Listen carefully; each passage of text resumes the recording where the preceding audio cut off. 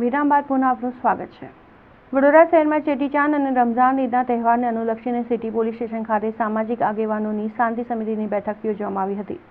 ચેટીચાંદ અને રમઝાન ઈદ જેવા હિન્દુ મુસ્લિમ સમાજના તહેવારો આવનાર છે, અને ત્યારે આવનાર તહેવારોને અનુલક્ષીને સિટી પોલીસ સ્ટેશન ખાતે હિન્દુ મુસ્લિમ સમાજના આગેવાનોની શાંતિ સમિતિની બેઠક યોજાઈ હતી, જેમાં ચેટીચાંદ અને રમઝાન ઈદનો તહેવાર શાંતિમય વાતાવરણમાં ઉજવાય અને તહેવાર દરમિયાન કોઈ અનિશ્ચય બનાવ ન બને તેમજ કાયદો વ્યવસ્થા જળવાઈ રહે તે માટે પોલીસ અધિકારીઓ દ્વારા સામાજિક આગેવાનો સાથે ચર્ચા કરવામાં આવી હતી।